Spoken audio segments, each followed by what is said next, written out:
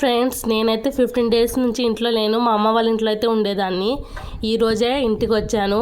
నా కోసం నేను రాగానే మా జూబ్లీ అయితే ఫాస్ట్గా నా 2 కాళ్ళ మధ్యలోకి అయితే వచ్చేసింది. భయం వేసింది ఒకేసారి, ఏంటా అది అని. తీరా చూస్తే అది జూబ్లీ. ఫస్ట్ రైస్ ప్రిపేర్ చేయగానే దానికి పెట్టాను. చూడండి ఎంత చక్కగా తింటుందో.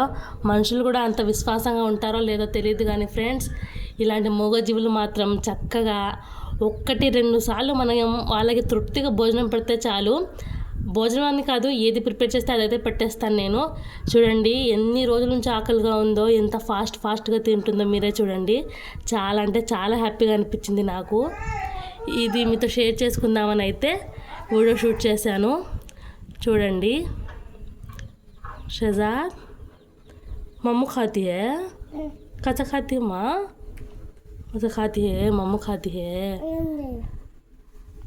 ఫస్ట్ షహజాద్ని చూసైతే ఫాస్ట్గా వెళ్ళిపోయేది.